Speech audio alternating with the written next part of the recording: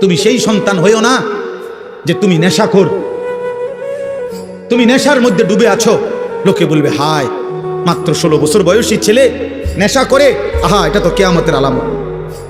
তাহলে তো তুমি তো হইলা সেই কিয়ামতের আলামত।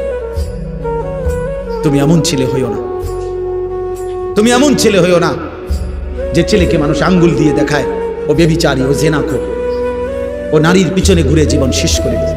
গুনার চিহ্ন দোস্ত, আল্লাহর কসম, গুনার চিহ্ন চেহারায় বোঝা যায়। তো আমি তো এখন যদি আমার হুজুরে মিজান সাহেব হুজুরে যদি এখন বলে যে বেনামাজি দাঁড় করাই থাম, আমি ইনশাল্লাহ দাঁড় করাই থাম। বেনামাজি সন্তান এ তো দেখলেই চিনা যায়, ওর চেহারা দেখলেই তো বোঝা যায়। মালিকের সেজদা যার কপালে নাই, পৃথিবীর সমস্ত ফেয়ার এন্ড লাভলি দিলেও তোমার সুন্দর লাগবে না। ফেয়ার এন্ড লাভলি তো অন্যায়, ফেয়ার এন্ড লাভলি কোম্পানির এই ফেয়ার এন্ড লাভলি নামে বাদ করে দিয়েছেন, এটা অন্য নাম নাই, নামে নাই, এটা নামে নাই, ধোকা ধোকা।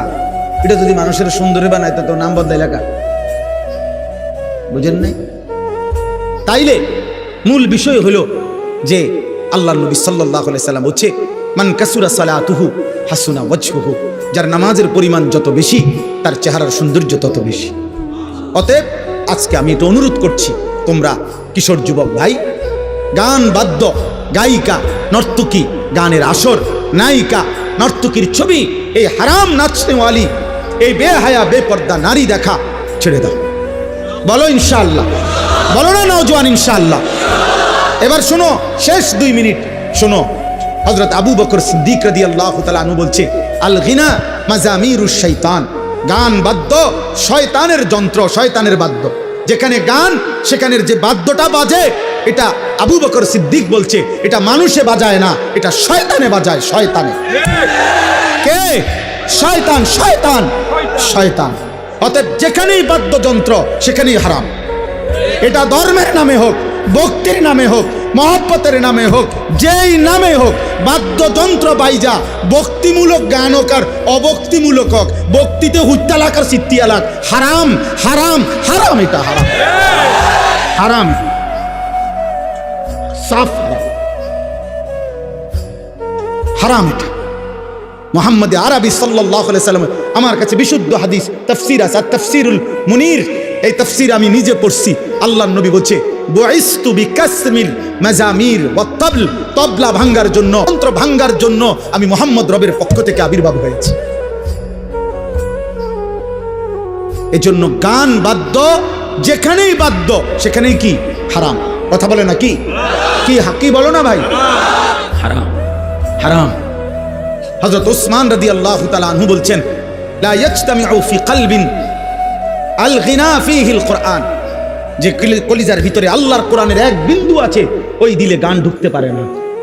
অতএব তিনি বলছেন যে কলিজায় গান পছন্দ করে, এটা প্রমাণ করে ওর কলিজায় মালিকের কোরআন এক সাররাও নাই, ওর কলিজায় কোনো কোরআন নেই, ও কোরআন চিনে না, ও গান চিনে, ও গান চিনে।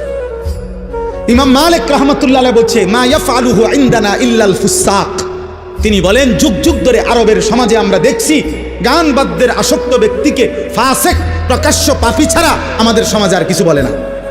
ইমাম মালিকের বাণী।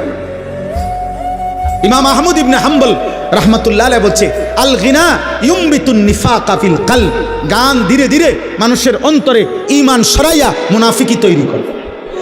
শেষ হলো ইমামে আজম আবু হানিফা রাহমাতুল্লাহি আলাইহি, তিনি বলছেন এই শেষ কথাটা, সিমাউল আগানি ফিসকুন ওয়াত তালাজ্জুযু বিহা কুফরুন। তিনি আমাদের ইমাম, ইমাম আজম আবু হানিফা আমাদের ইমাম কিনা?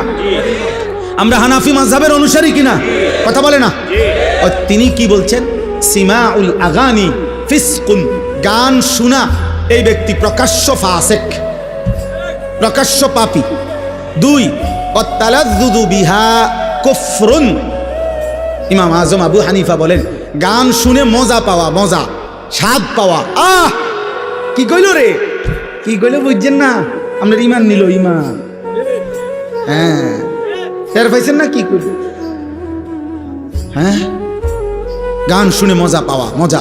এই যে এমন করে না, কথা বলে না, গান শুনে এমন তাল মারে না, এরপরে ডোলে, এরপরে বাড়ি দেয় তাল আইয়ে শরীরে উনি কীর্ত আইয়া লাইছে ওনার শরীরে তাল, আপনারা টাঙ্গাইয়া থন্দার কাত না বুঝতাম কেমনে লড়ে, কথা বুঝছেন?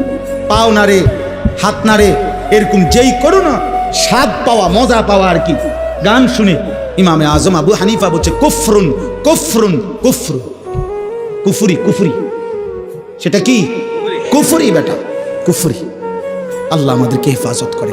আজকের এই বিদ্যাকূট মাদ্রাসার আমি মূলত বিদ্যাকূটের যে তাফসির মাহফিল, ওইখানে তো হুজুর আমারে বলছেন, আবু হানিফ ভাই বলছেন, আমি অনুরোধ করছি যে আমারে 1 বছর ছাড় দেওয়ার জন্য, যে আসলে তো পরে আবার এই মাদ্রাসার মাহফিলে আলহামদুলিল্লাহ আমি আজকে আসতে আল্লাহ সুযোগ দিয়েছেন, তা আমি সংক্ষিপ্ত এতটুকু বললাম।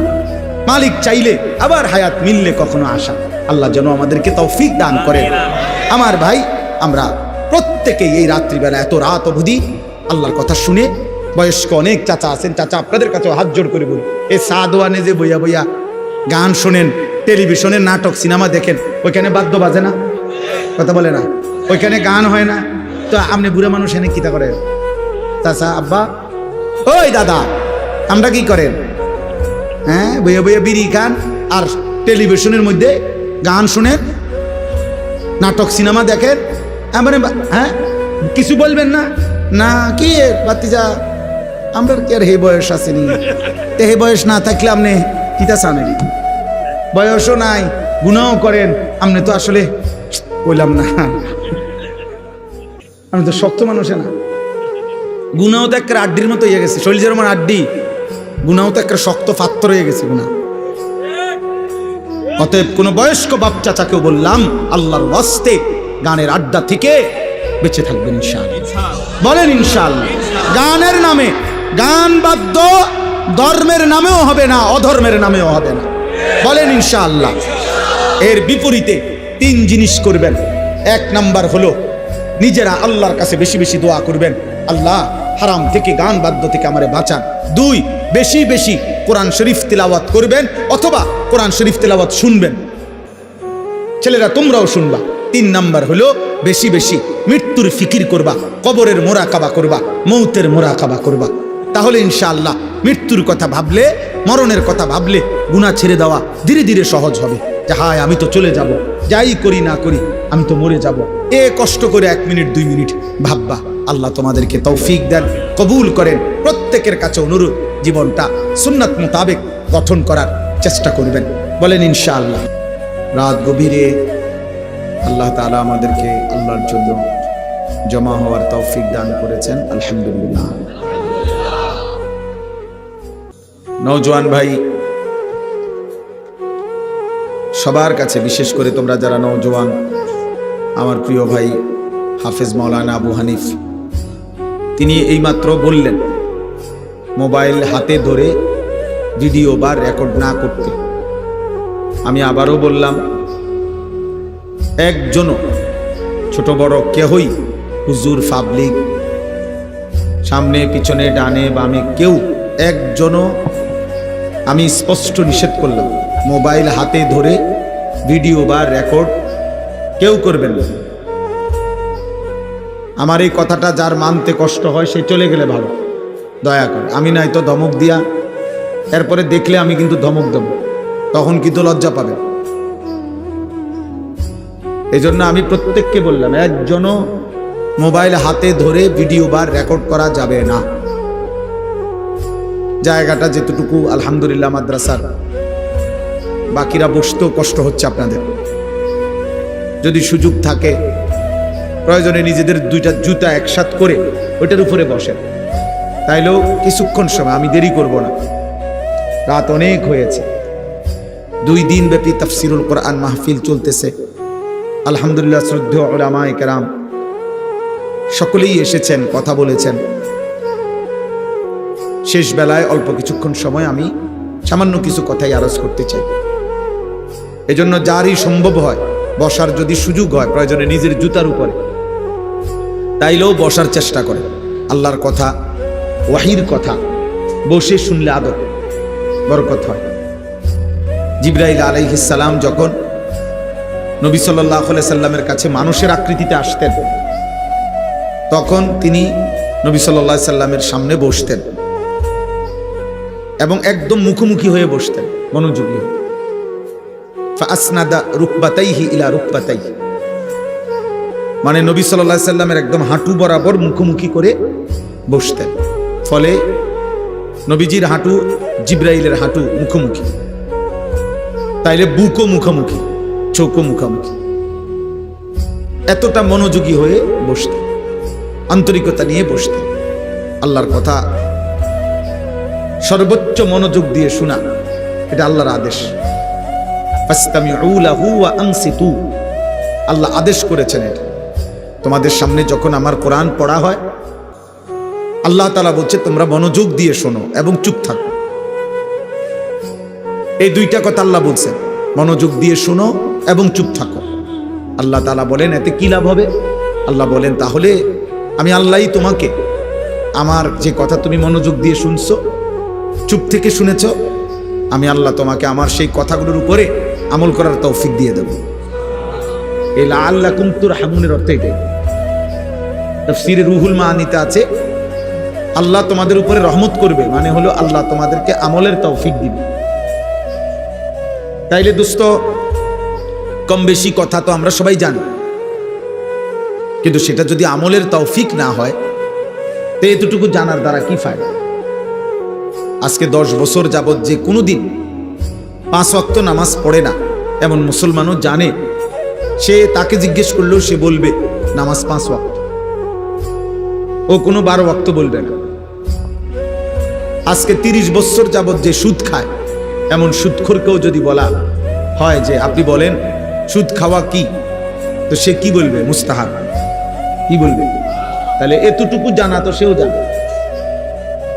তাহলে কম বেশি দিনই কথা, হালাল হারামের কথা, আমাদের করণীয় কর্তব্যের কথা অনেকেই জানে, কিন্তু সেটা আমলের পরিণত হওয়া, আল্লাহর হুকুমের অনুপাতে নিজের জীবনে গ্রহণ করা, প্রিয় ভাই প্রিয় বাবা, এটা জরুরি। এটা জরুরি। এই জনপ্রিয়তা দিয়া কিচ্ছু হবে না। সুনাম, সুখ্যাতি, জনপ্রিয়তা এগুলা ধোঁকা, এটা দুনিয়াবি বিষয়। দুনিয়ায় যারা ক্ষমতায় যাইতে চায়, পদ পদবি কর্তৃত্ব নেতৃত্ব করতে চায়, ওনাদের জন্য জনপ্রিয়তার দরকার। ওনারা ভাবে যে জনপ্রিয়তা যত বাড়বে ভোট তত বাড়বে, কিন্তু আখিরাতের বিবেচনায় জনপ্রিয়তার কোনো 2 পয়সার কোনো ভ্যালু নেই। আমারে যদি 1 কোটি মানুষ চিনে, আমার কবর রাজাব মাফ তো আমি এটা দেখি, আমি তো ভোটে দাঁড়াইছি না, আমি তো কোনো প্রার্থী না, এটা কোনো নির্বাচনী জনসভাও না, আমি কোনো প্রার্থীও না, আমার কোনো মার্কা নাই। আমারে যদি 10 কোটি মানুষও চেনে, আপনাদের কারো কবর রাজাব মাফ নেই, তো আমার জনপ্রিয়তা দিয়ে আপনি কিনবেন? অতএব নওজোয়ান ছেলে শুধু শুধু লাফাইয়া লাভ, আমারে চিনলে তোমার লাভ কি? চিনে আমারে লাফাও তুমি, এটা কি? তুমি লাফাও কিত্তা? এই জন্য দয়া করে এগুলো দ্বারা বক্তার শ্রোতার কারো কোনো ফায়দা নেই। সেজদা দিলে আমারও লাভ, আপনাদেরও লাভ। একটা একটা গুনাহ ছেড়ে দিলে আমারও লাভ, আপনাদেরও লাভ। আল্লাহ তাআলার এক এক হুকুমের গোলামি করলে আমারও লাভ, আপনাদেরও লাভ। কোরআনুল কারীমের মধ্যে মহান আল্লাহ তাআলা বলছেন, অকুল্লুহুম আতিহি ইয়াউমাল কিয়ামাতি ফারদা। আল্লাহ বলছে সকলেই কিয়ামতের দিন আল্লাহর সামনে আসতে হবে একজন একজন। ফারদান আই ওয়াহিদান, একজন একজন, একজন একজন, একজন একজন করে দাঁড়াইতে হবে। তাইলে আর জনপ্রিয়তা দিয়া কি, পরিচিতি দিয়া কাম কি? মালিকের সামনে দাঁড়াইতে হবে কয়জন? একজন। ফাইযা নুফিখা ফিস সূর ফালা আনসাবা বাইনাহুম ইয়াওমাইদিন ওয়ালা ইয়াতাসাআলুন। আল্লাহ তাআলা বলেন, ইসরাফিল যখন ফু দিবে, হাসরের মাঠ যখন কায়েম হবে, তো কোটি কোটি মানুষ দাঁড়াবে, কেউ কাউকে বংশের নসব, বংশের কোনো পরিচয় দিবে না, কেউ কাউকে কিছুই জিজ্ঞেস করবে না। ভাই ভালো আছেননি? ভাই কোনো কষ্ট হইতেছিনি? আপনার কোনো গরম লাগতেছিনি বেশি? এই সমস্ত কথাও জিজ্ঞেস করবে। কেউ কাউকে কোনো বংশের পরিচয়ও দিবে না।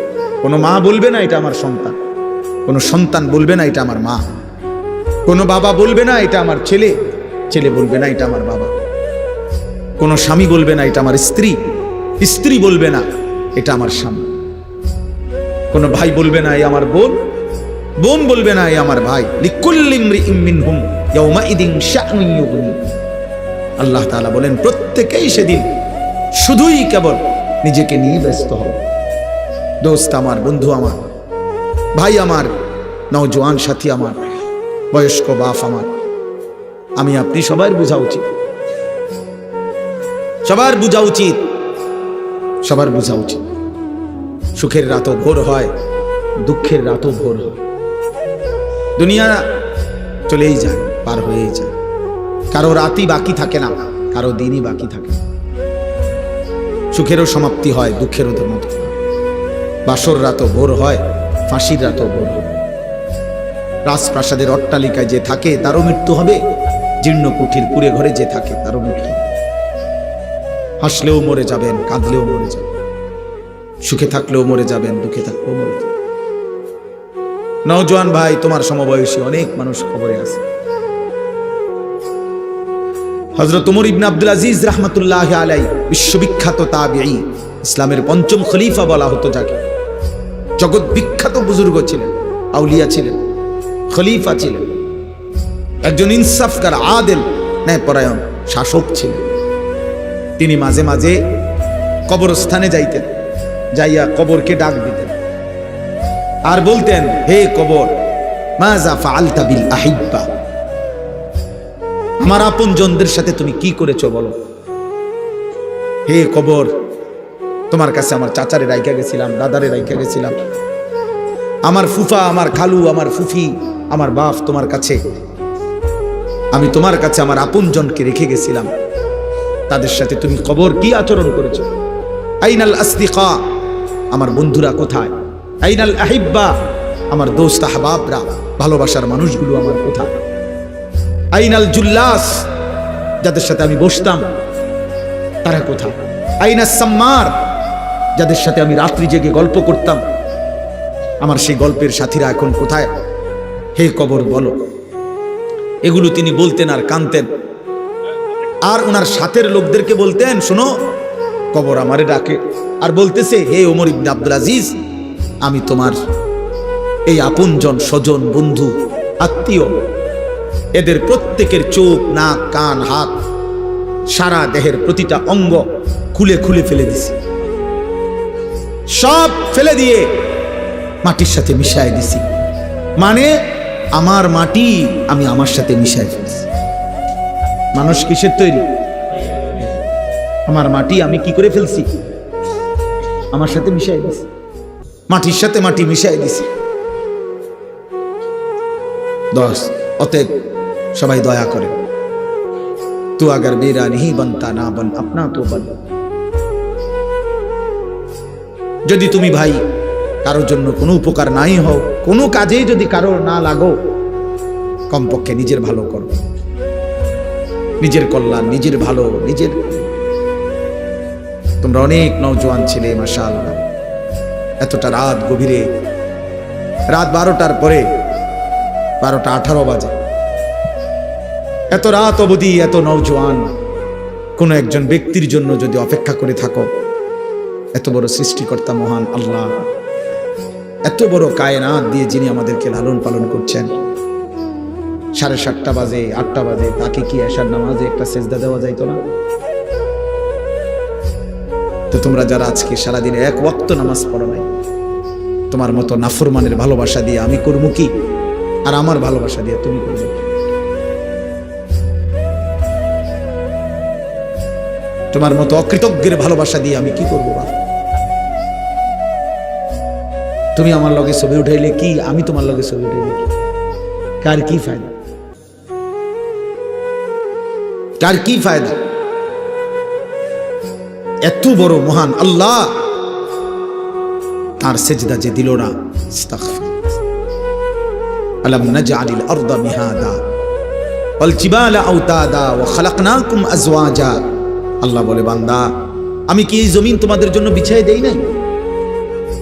আমি কি তোমাদের জন্য পাহাড়গুলোকে পেরেগের মতো বসায় দেই নাই? আমি কি তোমাদেরকে জোড়ায় জোড়ায় নারী পুরুষের সৃষ্টি করি নাই? ওয়াজআলনা নাওমাকুম সুবাতা, দুই চোখের ঘুম কি আমি এনে দেই নাই বান্দা? সারাদিনের আলোকিত দিনটাকে আমি কি অন্ধকারের কালো চাদর দিয়ে রাত বানিয়ে দেই নাই? ওয়াজআলনাল লাইলা লিবাসা ওয়াজআলনান নাহারা মাআশা, অন্ধকারের কালো চাদর ভেদ করে দিনের ফকফকা ফর্সা আলো, আলোকিত একটা দিন তোমাদের উপার্জনের জন্য আমি কি দেই নাই? ওয়াবানাইনা ফাওকাকুম সাবআন শিদাদা, আমি কি তোমাদের মাথার উপরে একটা 7 আসমান আমি কি স্থাপন বানিয়ে দেই নাই? এত কিছুর বিনিময়ে এত বড় আসমান, এত বড় জমিন, এত পাহাড়, এত নক্ষত্র, এত সূর্য চন্দ্র গ্রহ, আলো বাতাস রোদ বৃষ্টি, এত কিছুর বিনিময়ে, রাত্র দিনের বিনিময়ে এত কোটি নিয়ামত দিয়ে যে মালিক আমি তোমাদেরকে লালন পালন করছি, সেই আমি মালিক একটা সেজদাও পাই না? এই নাফরমান সন্তান, তোমরা যারা নামাজ পড়ো নাই, আজকের সারাদিনে এক ওয়াক্ত নামাজ পড়ো নাই, তোর মতো নাফরমান তুই উঠে যাও। তোর মতো আল্লাহর দুশ্মন, তোর ভালোবাসা দিয়ে আমি করব কি বেটা? এই নাফরমান, আমি কি ভোটে দাঁড়াইছি নাকি? আমি কি তোর কাছে ভোট চাইতে আসছি বেটা? যাও, তুমি বের হয়ে যাও বেটা। বেনামাজি তোমার মতো অকৃতজ্ঞ দিয়ে আমি করব কি বেটা? তুই তো আল্লাহর দুশ্মন বেটা। তুই নবী মুহাম্মদ সাল্লাল্লাহু আলাইহি সাল্লামের 23 বছরের চোখের পানির দুশ্মন বেটা। নবীর 23 বছরের চোখের পানি, তায়েফের রক্ত, উহুদের দান দান শহীদ করা খুন, যার কলিজা নরম করতে পারে নাই, তোর মতো নাফরমান দিয়ে আমি করব কি বেটা? এই নাফরমান, ওঠ বেটা তোরা। লক্ষ লক্ষ যুবকের ভালোবাসা দিয়ে আমি করব কি বেনামাজি? ওঠো, এখন চলে যাও। যাও বাবা, উঠে যাও। এমন মালিককে কেমনে সেজদা না দিয়া পারলে? এমন মেহেরবান মালিককে কেমনে সেজদা না দিয়া পারলে? মুসলমানের ঘরে কেমনে ঘুমায় বাবা? এমন মালিক কেমনে চিনলাম?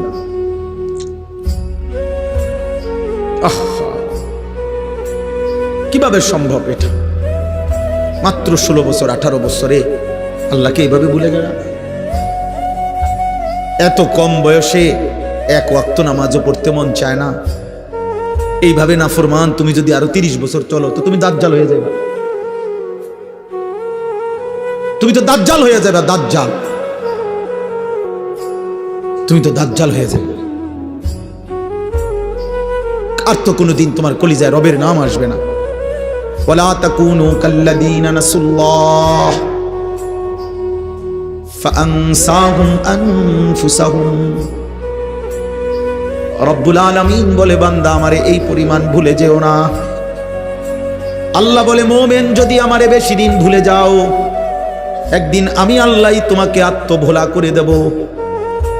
একদিন এমন হবে বান্দা, আর কোনোদিন তোমার মনেও পড়বে না তুমি মুসলমান। তোমার মৃত্যু হবে, কবর হবে, হাসর হবে, মিজান হবে, ফুলসিরাত হবে, হিসাব হবে, টোটাল আখিরাত ভুলিয়ে দেব। শুধু কেবল গরু ছাগল আর কুকুর বিড়াল আর জন্তু জানোয়ার আর হাইওয়ানের মতো খাইতে দেব, ঘুম পাড়াইতে দেব, পেশাব করবা, পায়খানা করবা, খাইবা আর ঘুমাইবা, লজ্জাস্থানের যৌন চাহিদা পূরণ করবা। এতটুকু তো আমি আল্লাহ জানোয়ারেরও পূরণ করি, তোমারও পূরণ করে দেব। কিন্তু আখিরাত আমি আল্লাহ ভুলিয়ে দেব। আর কোনোদিন আমি আল্লাহ আখিরাত মনে করাবো না। নুওয়াল্লিহি মা তাওয়াল্লা ওয়া নুসলিহি জাহান্নাম ওয়া সাআত মাসীরা। আল্লাহ বলে, আমার বন্ধুর বিরোধিতা যদি করতে থাকো, আমার মুমিন মুত্তাকি বান্দারা যেই পথে চলে তার উল্টো পথে যদি চলতেই থাকো, আমিও যদি আল্লাহ সিদ্ধান্ত নিয়ে ফেলি বান্দা, তাইলে আমি আর কোনোদিন তোমাকে সোজা পথে ফিরিয়ে আনবো না, উল্টো পথেই চালাবো। সেই পথে, উল্টো পথেই একদিন অনুসলিহি জাহান্নাম, তোমারে লাথি মাইরা আমি আল্লাহ জাহান্নামেই ফেলে দেব। বিড়ি খাইতে খাইতে কবরে যাবেন গা। হ্যাঁ, সুদের টাকা গুনতে গুনতে কবরে চলে যাবে। আর কোনোদিন মনেও পড়বে না এটা হারাম। হারাম কিস্তির টাকা জমা অন বাকি রয়েছে আরো 30,000 আমনে কবরে। আমনের বউ অন কিস্তি দেয়, আমনের বড় ফুতে অন কিস্তি শোধ করে। আহা, আমনে মৃত্যু পর্যন্ত ভাবেনও নাই এই যেটা হারাম। হারাম। আমনে কবরে চলে গেছেন, আমনে রেখে দেওয়া টেলিভিশন এখনো চলে, নর্তকী এখনো নাচে। আপনার বিবি বাচ্চাও সেই টেলিভিশন যেটা আমনে কিনা দিছিলেন। আমনে তো মৃত্যু পর্যন্ত ঘরে টেলিভিশনের উপরে সন্তুষ্ট থাকেই, আপনি রাজি খুশি থেকেই আমনে কবরে গেছেন। বলে আমি রাজি ছিলাম না। আপনি রাজি ছিলেন না, তাহলে আপনার বিবি বাচ্চা বছরের পর বছর নর্তকী দেখলো কেমনে? বিদ্যুৎ বিল দেয় কার টাকায়, ডিশের বিল দেয় কার টাকায়? হ্যাঁ, সাংঘাতিক ব্যাপার। হায় হায়, মালিক যদি এতটুকু বুঝ দূর করে দেয়, প্রিয় সন্তান, তোমার যদি আর কোনোদিন মনেও না পড়ে যে এটা গুনাহ,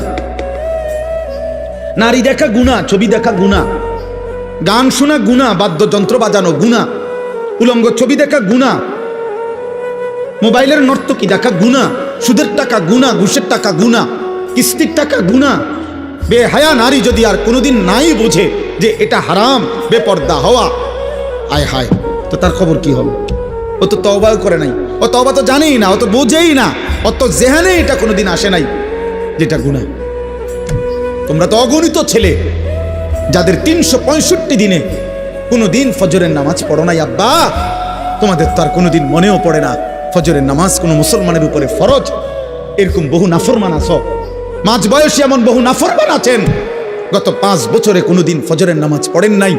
আপনি নাফরমান তো ভুলেই গেছেন যে মুসলমানের উপরে ফজরের নামাজ ফরজ। এই নাফরমান, আর যদি কোনোদিন মনে না পড়ে, কথা বলে না, আর যদি কোনোদিন মনে না পড়ে, মৃত্যু পর্যন্ত কোনোদিন যদি ফজরের ওয়াক্তে ঘুম না ভাঙে, হ্যাঁ বলেন বলেন। আমি যে আয়াত পড়ছি ওই আয়াতের তাফসীরে আছে, আল্লামা ইমাম ইবনুল কাইয়িম আল জাওজি রাহমাতুল্লাহ আলাইহি লিখছেন, আমি যে আয়াতটা পড়ছি গান বাদ্যের ব্যাপারে এখনই বলতেছি, বাকি ওই প্রসঙ্গটা আগে বলে ফেলতেছি আর কি। ইমাম ইবনুল কাইয়িম আল জাওজি রাহমাতুল্লাহ লিখছেন আদ-দা ওয়াদ-দাওয়া কিতাবের মধ্যে,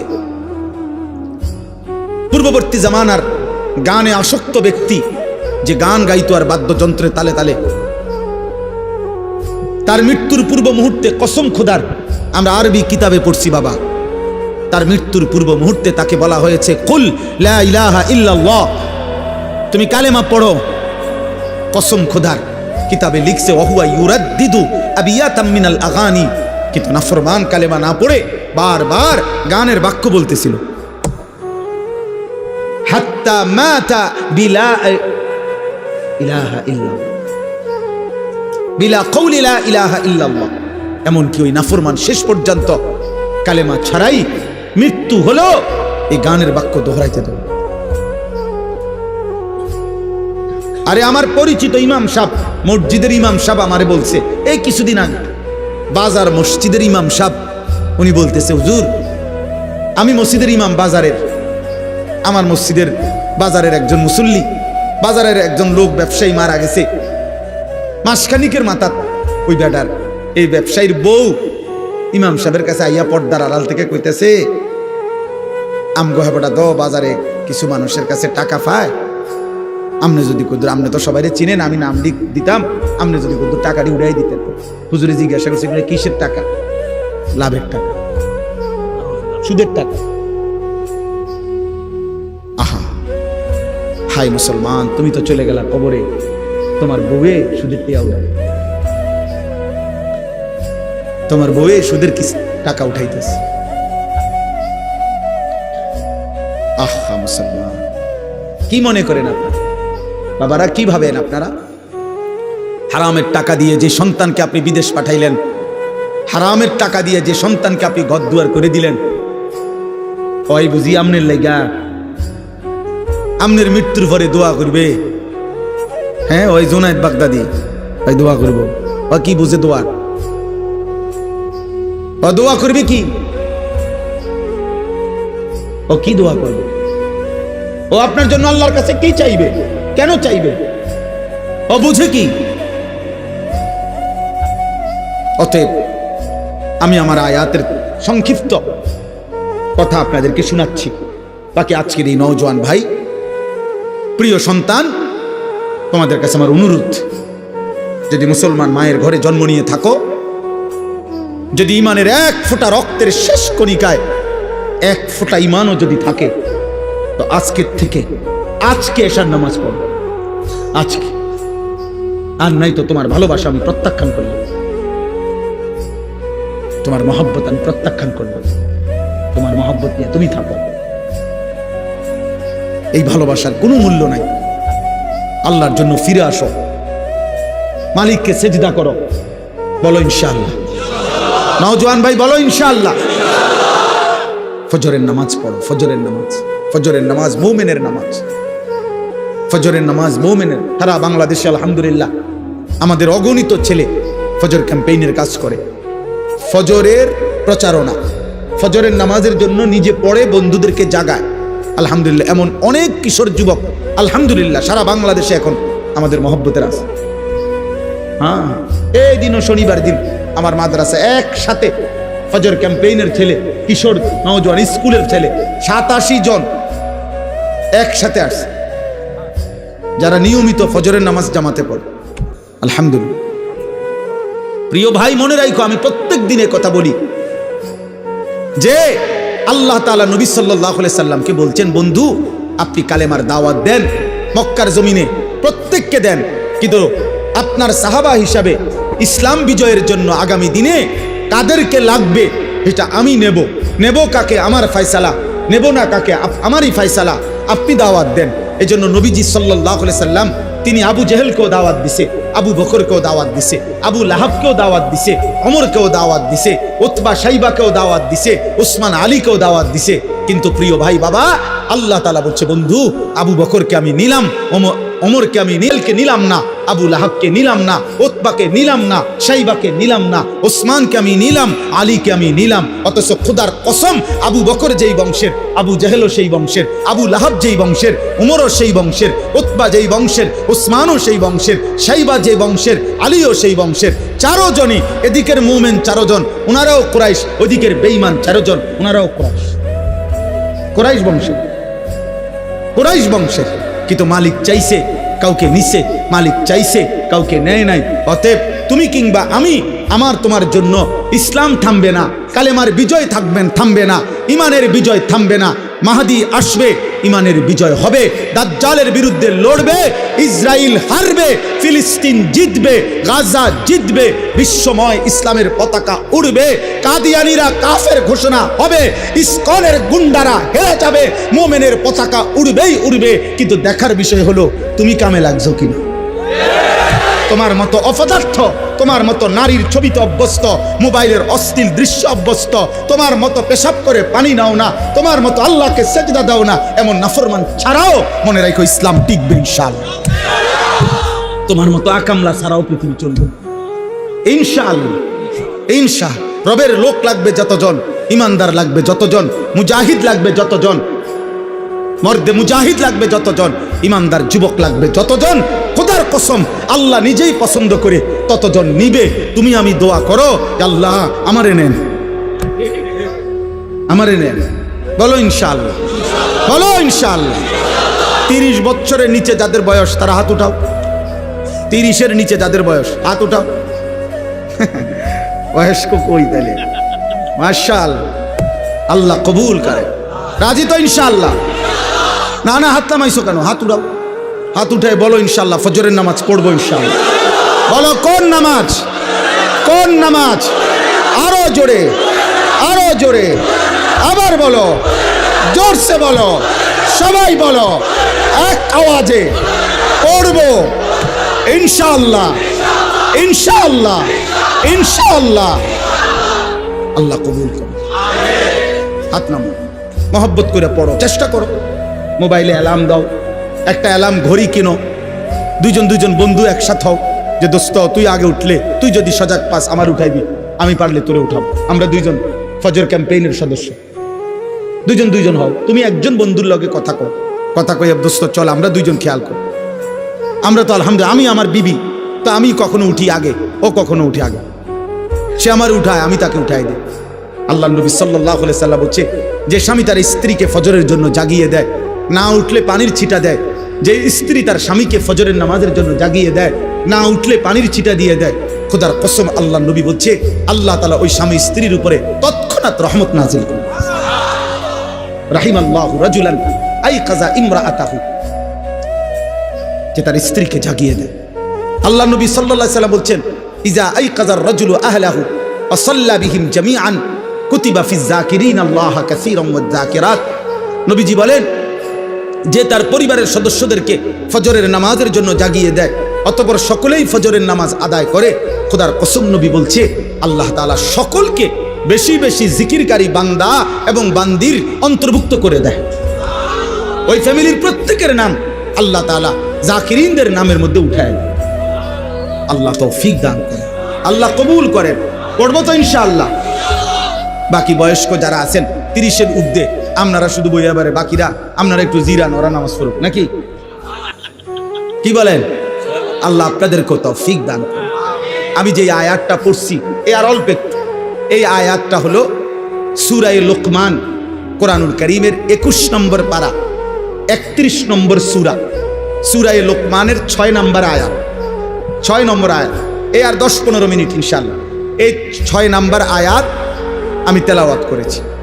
আমাদের প্রিয় নবী সাল্লাল্লাহু আলাইহি ওয়াসাল্লাম যখন মক্কায় কালেমার দাওয়াত দিচ্ছিলেন, তো মক্কার কুরাইশরা নানাভাবে নবীজির দাওয়াতের বিরোধিতা করত, শারীরিকভাবে, মানসিকভাবে, দৈহিকভাবে জুলুম করত, নির্যাতন করত, গালি দিত, সাহাবায়ে কেরামের উপরে অত্যাচার করত। আবার নবীজি যাকে বুঝাইতো হেরা আড়ালে গিয়া আবার তার কাছে তারে উল্টা বুঝাইতো।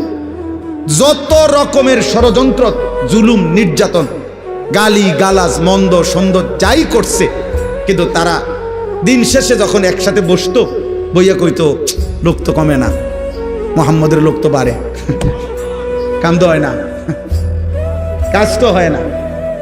এই যে মাশাআল্লাহ, আমাদের একটা জিনিস মহব্বত যেতটুকু, যে কলিজা জবান দিয়া তো বলছি যাওগা, কিন্তু কেউ তো গেলা না। মাশাআল্লাহ, আল্লাহ সবাইকে কবুল করে। তো তারা বলতো হায় হায়, যাই চেষ্টা করি আমরা, এত বড় বড় লিডার, কিন্তু মুহাম্মদের লোক তো বাড়ছে, লোক তো কমে না। তখন তারা নিজেরা গভীর চিন্তা করছে যে বিষয়টা কি, কোনখানে আমাদের সমস্যা। আমরা এতগুলো নেতৃস্থানীয় ব্যক্তি, মক্কার কুরাইশ সর্দার বলি, এভাবে বুঝাই, কাম হয় না। তো মুহাম্মদের কোন সে কথা, যে কথার কারণে লোকগুলো তার দিকে চলে যাচ্ছে। তখন তারা ব্যাপকভাবে চিন্তা করে বাইর করছে যে মুহাম্মদ সাল্লাল্লাহু আলাইহি ওয়াসাল্লাম সে যে একটা কোরআন পড়ে, কোরআন তেলাওয়াত করে, এই কোরআন এটা পড়লে কিছুক্ষণ পাথরের মতো দিল যার, তার দিল নরম হয়ে যায়। ওই তখন বাপ ভুলা যায়, মা ভুলা যায়, ও তখন পিছনের পরিবার ভুলে যায়, সে তখন মুহাম্মদের কালেমা গ্রহণ করে, মুহাম্মদের সুবহানাল্লাহ।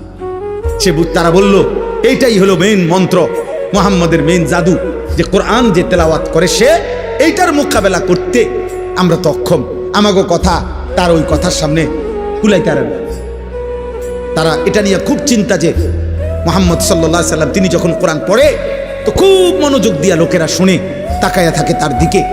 এইটার বিকল্প কি হইতে পারে তারা খুঁজে পাচ্ছিল না। এরই মধ্যে এইভাবে তো কথাবার্তা বলতেছে, বিরোধিতা করছে। তো মক্কার একজন কুরাইশ সর্দার নজর ইবনে হারেস, এই নজর ইবনে হারেস সেও ব্যবসায়ী ছিল। তো সে ব্যবসার জন্য পার্শ্ববর্তী দূরে ইরান, আজকে যেটাকে ইরান বলে, তখন পারস্য সাম্রাজ্য বলতো, এই ইরান গেছে ব্যবসায়। ওইখানে ব্যবসার জন্য যাওয়ার পরে এই মক্কার কুরাইশ এই কাফের সর্দার একটা জিনিস খেয়াল করছে। ওইখানে গিয়া সে দেখছে যে বিকাল হইলে, সন্ধ্যা হইলে ওইখানে অবসর টাইমে লোকজন গোল হইয়া এক জায়গায় জায়গায় বসে, আর ওই গোল জায়গার মাঝখানে একজন গায়িকা, নর্তকী, দাসী, যে বাদ্যের তালে তালে সুরে সুরে পুরাতন দিনের কিচ্ছা কাহিনী গল্প বলে, নাচে, আর বাদ্যের তালে তালে গায়। এইটা আপনার করে।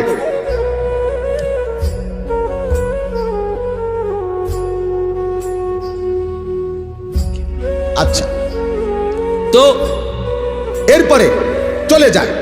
আরে এরা খুব চারদিকে, সে দেখলো যে যেখানেই ওই গায়িকা গায়, নর্তকী নাচে, সুরে সুরে বাদ্যযন্ত্রের তালে তালে যখন গায়, তখন পিছনের গল্প কিচ্ছা কাহিনী যখন বলে, তখন মানুষগুলো গোল হইয়া মনোযোগ দিয়া ওই গায়িকার কথা শুনে, গানগুলা শুনে। বুঝছেন কিনা আমার কথাটা?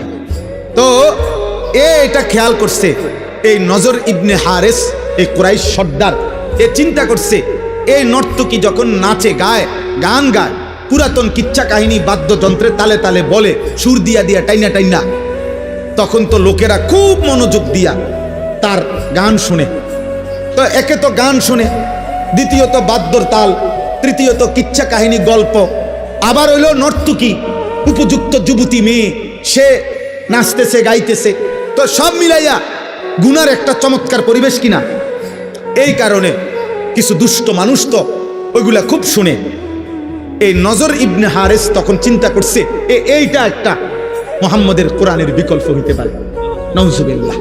সে তখন চড়া দামে উচ্চ মূল্য দিয়া এই ইরান থেকে, পারস্য থেকে একজন গায়িকা, দাসী, নর্তকী, যে নাচতে পারে, গাইতে পারে, বাদ্যের তালে তালে, সুরে সুরে ওই পিছনের কিচ্ছা কাহিনী বলে, এরকম একটা গায়িকা দাসী কিনে আনছে মক্কায়। আইনা এবার মক্কার কুরাইশদেরকে বলছে যে তোমরা এবার লোকজন জমা হও, আমি এবার তোমাদের ম্যাজিক দেখাবো, মুহাম্মদের কোরআনের বিকল্প, নাউজুবিল্লাহ, আমি দেখাচ্ছি। তখন সে তার ওই দাসীকে আইনা তাদের সামনে হাজির করছে। দাসীর গান, বাদ্য, পুরাতন কিচ্ছা কাহিনী গল্প এগুলো শুনে তারা যখন খুব মনোযোগ দিছে, তো ধীরে ধীরে কিছু দুষ্ট প্রকৃতির যুবক, চরিত্রহীন, যারা নারী গান বাদ্যে আসক্ত, এমন কিছু লোক, যুবক, কিছু মানুষ আস্তে আস্তে তাদের এই মজমার মধ্যে ভিড়তে শুরু করছে। তখন এই নজর ইবনে হারেস বসে বসে মক্কার কুরাইশদের সাথে হাসি ঠাট্টা করত আর বলতো, মুহাম্মদ এখন টের পাইবা, দেখি তোমার কোরআন শুনে কয়জন, আর আমার গায়িকার, আমার নর্তকীর নাচ গান কিচ্ছা এগুলো শুনে কয়জন। এভাবে ঠাট্টা করত, উপহাস করত এই মহান আল্লাহ পাক রব্বুল আলামিন। প্রিয় ভাই, আমি সংক্ষেপে বললাম, আল্লাহ তাআলা ঠিক তখন এই বেঈমান মুশরিকের কোরআনের বিপরীতে গানের আয়োজন, বাদ্যের আয়োজন, গায়িকার আসর, নর্তকীর আসর, গানের আসর, এটার যে ব্যবস্থা করত কোরআনের বিপরীতে, আল্লাহর কথার বিপরীতে, এই কথার জবাবে, এই মুশরিকের এই আচরণের জবাবে আল্লাহ তাআলা সূরা লোকমানের এই 6 নম্বর আয়াত নাযিল করেছেন। বুঝলেন? এবার আয়াতের মধ্যে আল্লাহ কি বলছেন? ওয়ামিনান নাসি মান ইয়াশতারি লাহওয়াল হাদিস লিয়ুদিল্লা আন সাবিলিল্লাহ বিগাইরি ইলমিন।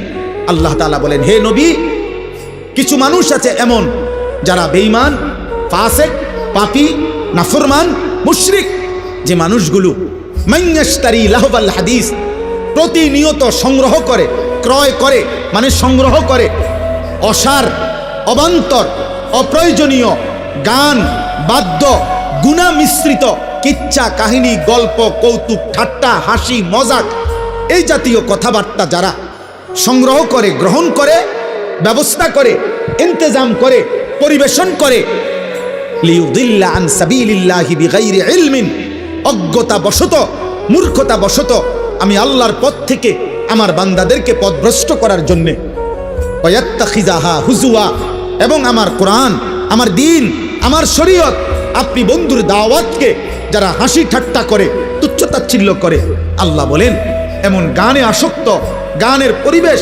বাদ্যের পরিবেশ, গায়িকার পরিবেশ, নর্তকীর পরিবেশ, নাচের পরিবেশ যে ব্যবস্থা করে, আমি আল্লাহ ওয়াদা দিলাম, উলাইকা লাহুম আযাবুম মুহিন, এমন নাফরমান পাপীদের জন্য আমি অত্যন্ত লজ্জাজনক, নিকৃষ্ট, আমি আল্লাহ অপমানকর আযাব তাদের জন্য নির্ধারণ করে রেখেছি। শুধু আযাব দেব না, বরং মুহিন, মুহিন মানে এহানত, আমি অপমানমূলক আযাব দেব, অর্থাৎ বেইজ্জতিও করব, আযাবও দেব, আযাবও দেব। প্রিয় ভাই আমার, কোরআনুল কারীমের বহু জায়গায় আল্লাহ তাআলা আযাবের সময় অপমান কিভাবে করবে হাসরে আখিরাতে তার বিস্তারিত বর্ণনা দিয়েছেন। কোরআনে আল্লাহ বলছেন, প্রত্যেক জাহান্নামী পাপীকে হাসরের ময়দানে আল্লাহ তাআলা ফেরেশতার মাধ্যমে প্রথমত অপমান করবেন, এরপরে ধাক্কা দিতে দিতে, লাথি দিতে দিতে জাহান্নামে ফেলবে। কোনো নাফরমান, কোনো জাহান্নামী, কোনো পাপী, খোদার কসম তাফসিরে আছে, স্বাভাবিক পায়ে হাইটা জাহান্নামে যাইতে পারবে না। প্রিয় ভাই, আমি আরেকটু কষ্ট দিচ্ছি, 5টা মিনিট। কোনো নাফরমান, আমার জীবনের একটা স্বপ্ন, আমি কিশোর নওজওয়ানদের জন্য আমি ব্যক্তিগতভাবে একটা সুন্দর প্রতিষ্ঠান করতে চাচ্ছি। ছোট্ট কিছু কাজ ধারাবাহিক শুরু করছি।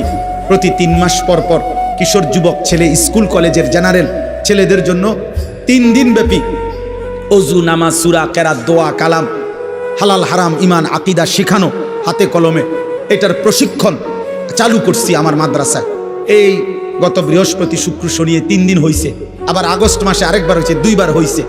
আমি খুব দ্রুত চাচ্ছি এমন একটা মাদ্রাসা করতে, পূর্ণাঙ্গ আলাদা আমার মাদ্রাসার সাথে, যে মাদ্রাসার মাকসাদ সারা দেশের সর্বস্তরের মুসলমান, বিশেষ করে কিশোর নওজওয়ান মাদ্রাসায় আসবে, দিন শিখবে।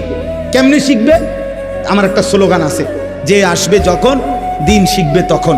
যার সময় যতক্ষণ, দিন শিখবে ততক্ষণ। যে দূর সময় নিয়ে ইনশাআল্লাহ আমি আলাদা উস্তাদ, আলাদা শিক্ষক কর্মচারী রেখে আলাদা একটা বড় প্রতিষ্ঠান করতে চাই। এই আশায় 118 শতক জায়গা একসাথে কিনছি। আলহামদুলিল্লাহ, প্রায় 2.5 কোটি টাকার উপরে জায়গার দাম। তো আলহামদুলিল্লাহ, মসজিদ, মাদ্রাসা, ছেলেদের জন্য আলাদা মাদ্রাসা, কিশোর যুবকদের জন্য আলাদা মাদ্রাসা, বালিকাদের জন্য আলাদা ক্যাম্পাস দূরে, এইভাবে করার স্বপ্ন আছে আমার শায়েখ আরিফ বিল্লাহ আল্লামা মুফতি মুশতাকুন নবী কাসেমী হযরতের পরামর্শে, তত্ত্বাবধানে। এই জন্য আপনাদের কাছে অনুরোধ করলাম, আপনারা এই মাদ্রাসাতেও সহযোগিতা করবেন। আমার সেই মাদ্রাসাতেও যদি কারো সুযোগ হয়, সহযোগিতা করেন। 1 মুসল্লা পরিমাণ, নামাজের 1 মুসল্লা পরিমাণ জায়গার দাম আমাদের সেখানে 4200 টাকা। যদি কেউ সুযোগ থাকে, কারো মন চায়, আপনারা সুযোগ থাকলে পৌঁছাইয়েন, দিয়েন। যার ভাল লাগে তাহলে সদকায়ে জারিয়ার সওয়াব পাইবেন। হতে পারে মসজিদ, মাদ্রাসা, দ্বীনি এই সব কাজ চলতে থাকলে একদিন আপনারা সওয়াব পাইতে থাকবেন। আজকে হইতে পারে হাফেজ আবু হানিফ এখানে দাঁড়াইয়া স্বীকার করলো যে এই আপনাদের এই বিদ্যাকোট পড়ছে, জীবন কাটাইছে। হইতে পারে ওই সময় ওনার পড়ালেখাকালীন যারা দান করছিল, এমন হয়তো অনেকেই কবরে চলে গেছে, তার উস্তাদও কবরে চলে গেছে। কিন্তু নিশ্চিত যে প্রিয় ছাত্র যখন স্বীকার করলো, তো কোনো সন্দেহ নাই আজকে আবু হানিফ ভাই তার দ্বারা যতগুলো দিনই খেদমত হইতেছে, তো সমস্ত সওয়াবের অংশ ওই দাতা, ওই দানশীলরাও এই মাদ্রাসার সাথে যারা জুড়ে ছিল তারাও পাইতে পারে। এরকম কি বিদ্যাকোট মাদ্রাসায় কত বছর হুজুর? 81 বছরে কল্পনা করেন তো কত হাজার ছাত্র পার হয়েছে, কত আলেম, কত মুফতি, কত মুহাদ্দিস। সুবহানাল্লাহ। হাসরের ময়দানে বিদ্যাকোটওয়ালারা আপনাদের মহল্লায় থাইকা পড়া যারা দিন শিখে দিনের খেদমত করছে, ওরারে যখন আপনারা দেখবেন আপনারা অবাক হয়ে যাবেন। আমার শায়েখ আল্লামা মুফতি মুশতাকুন নবী সাহেব বলে, কোনো ব্যক্তি যদি কোনো মাদ্রাসার সাথে এই 3টা সম্পর্ক রাখে, মাদ্রাসার জন্য দোয়া করে, মাদ্রাসায় বাচ্চা পড়তে দেয়, আর মাদ্রাসায় সাধ্যমতো কিছু দান সদকাও করে, হুজুর বলে এটা যদি কেউ নিয়মিত করতে থাকে, হুজুর বলেন সব সময় যে আমার দিলের আশা, আমার বিশ্বাস, কিয়ামতের দিন ওই তালেবে ইলম, আলেম, উলামা ওই মাদ্রাসার, তাদের সাথে ইনশাআল্লাহ ওই লোক একসাথে দাঁড়াবে। ওরা এই ছেলেরাই ডাকবে, ওই ছেলেরা তালেবে ইলমরা, আলেমরা, যে চাচা আপনার আমি চিনছি, আমরা আমরা আমগো লোকে দাঁড়া, আমরা দেখছি, আমগো মাদ্রাসা আইতেন, আমগো জিগাইতেন, বালাবুরা দান সদকা করতেন, আপনারা দেখছি চাচা।